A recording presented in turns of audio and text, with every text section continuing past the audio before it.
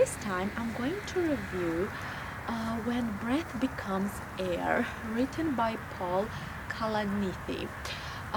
This book is practically a memoir of this guy. It's definitely a very interesting reading. Long story short, who is Paul Kalanithi?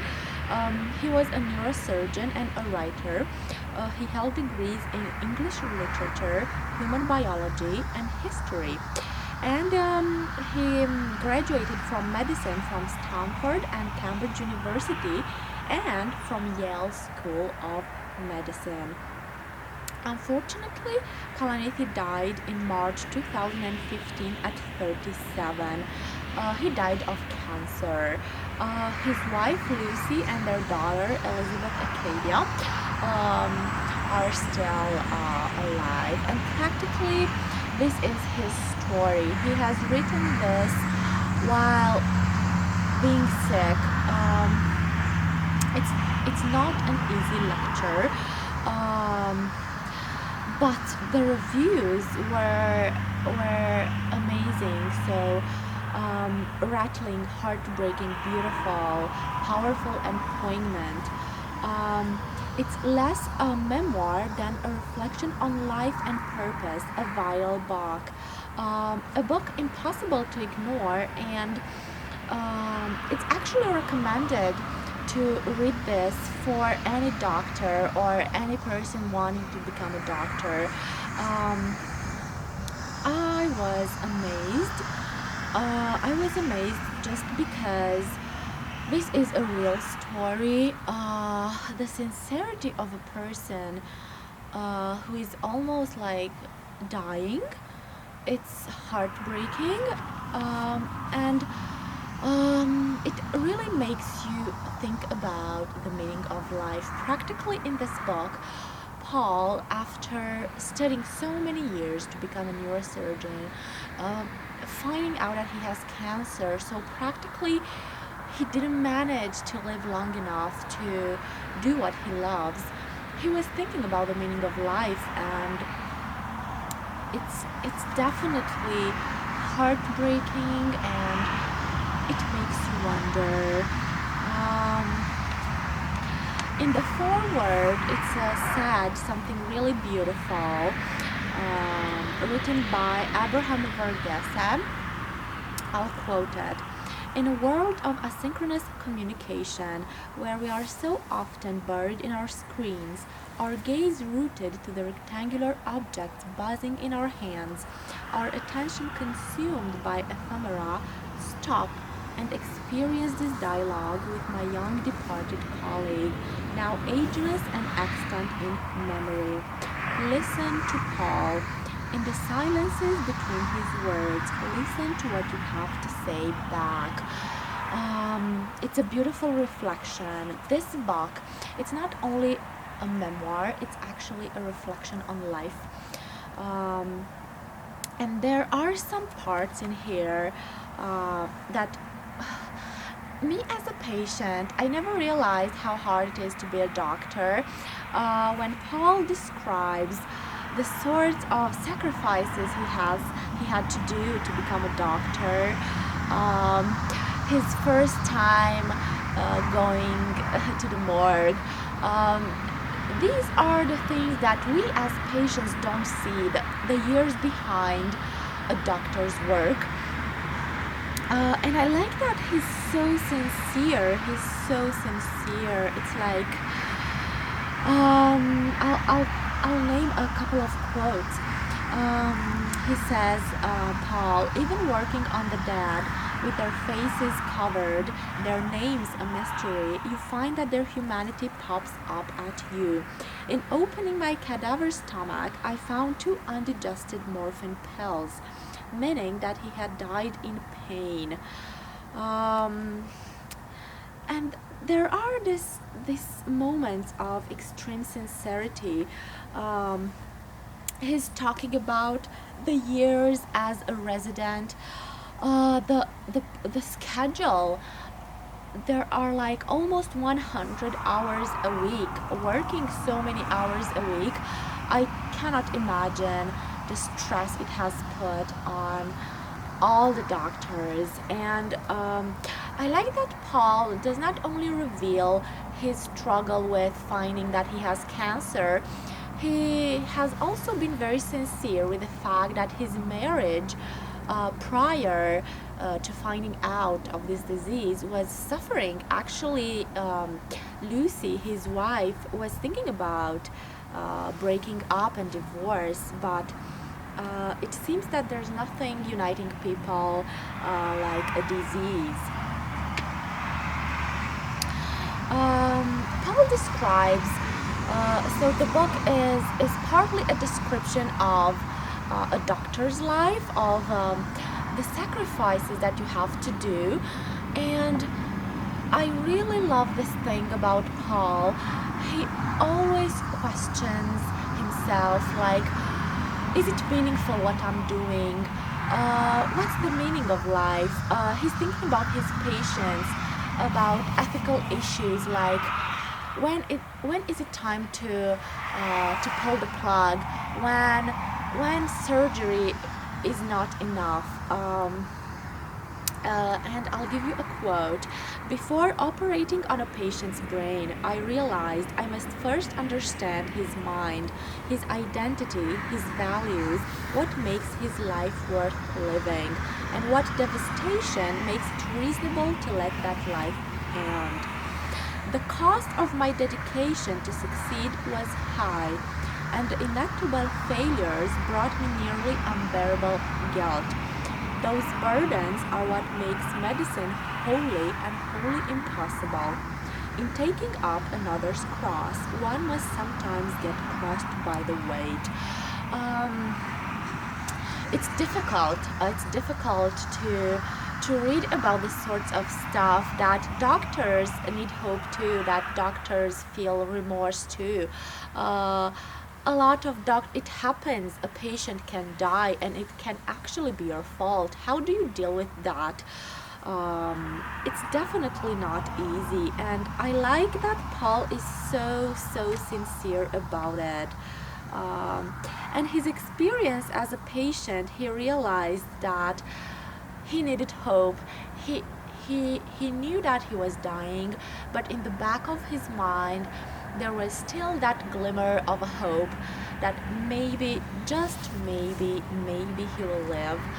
This shows, I think that through this book, Paul showed a different side of him, a human side, a vulnerable side. And he has these moments of reflection, which I found completely endearing. For example, he was thinking about life while looking at a picture. I sat staring at a photo of Lucy and me from medical school, dancing and laughing. It was so sad, those two planning a life together, unaware, never suspecting their own fragility. And during the process, Paul is very torn. He was thinking about time. If you would know that you have 3 weeks to live, what would you choose to do? If you know that you'd have 3 more years, would you make another choice? How about 10? For a person dying of cancer, time becomes very important. And what's really beautiful here is that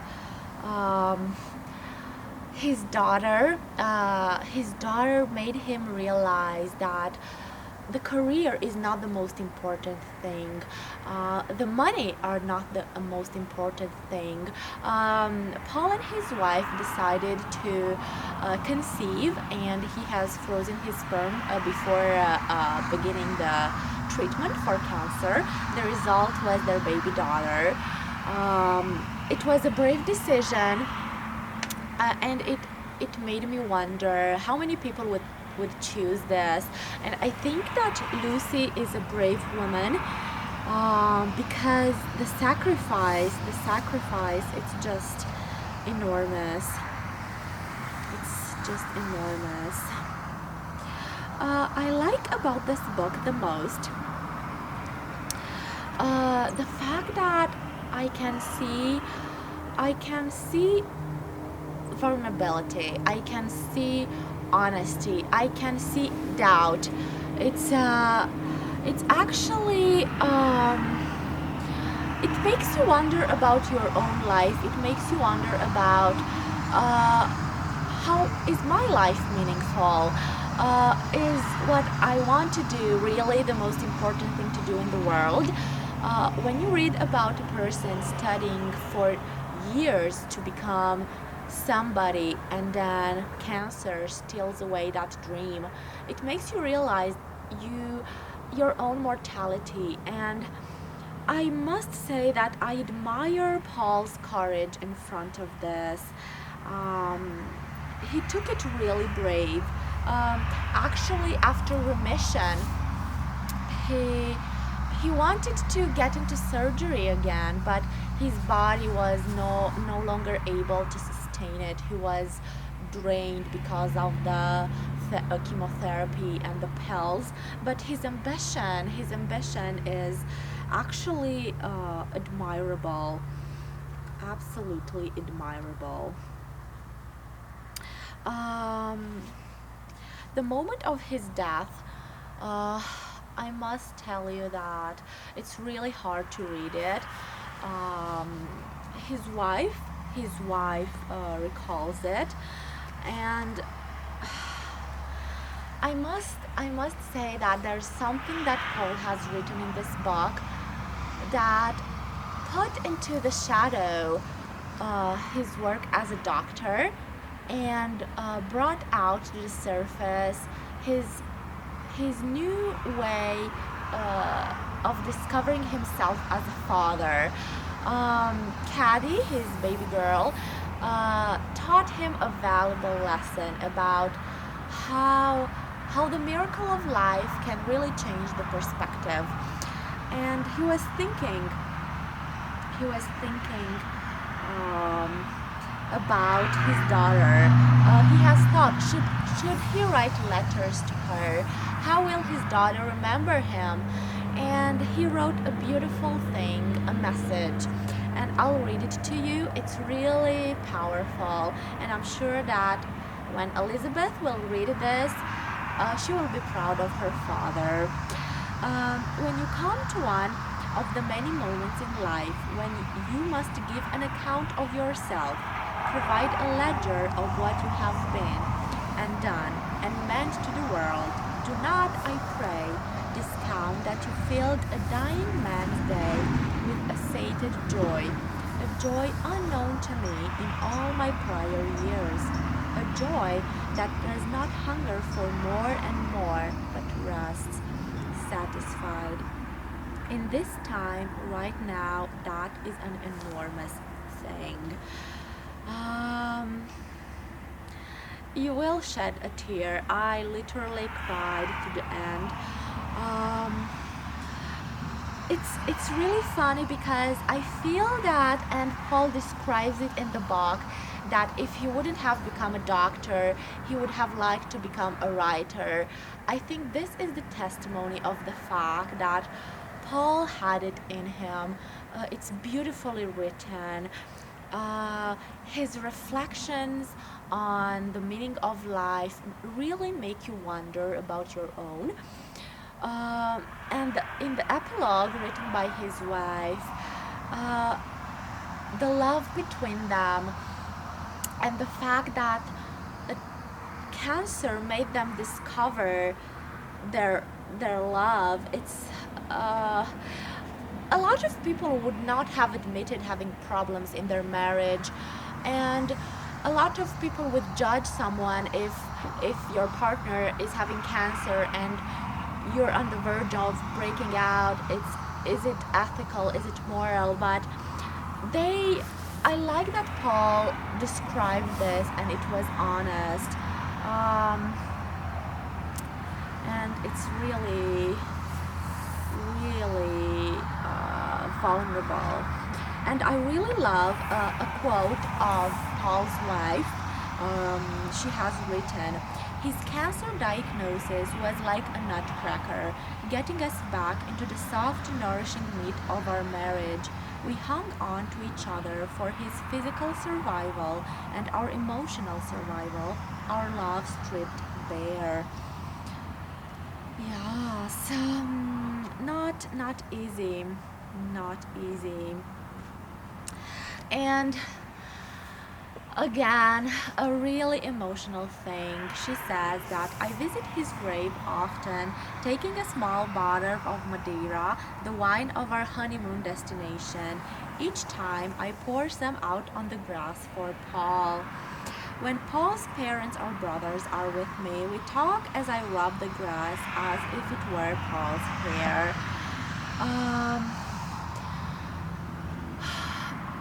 it's difficult. I I have a lot of admiration for this kind of books, where you can see life as it is. Paul was real. What he was going through was real.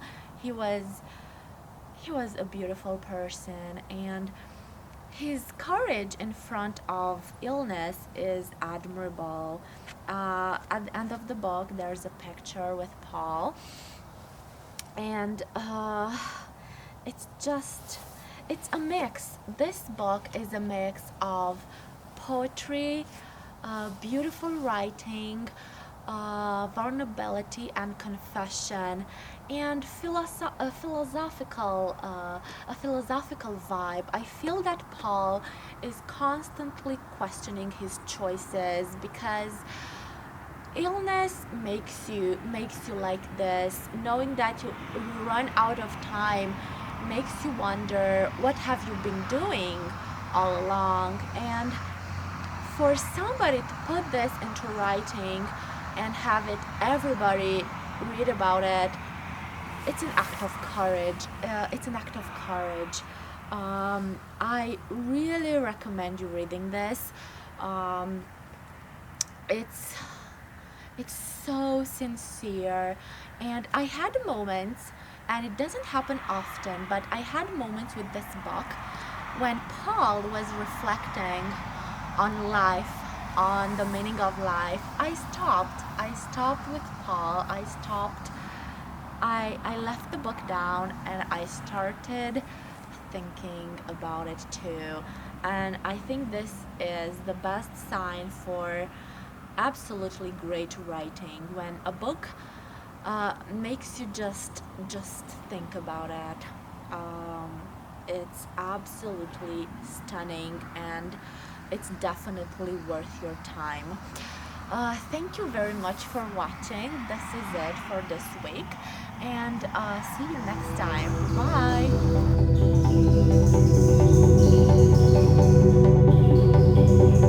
Bye.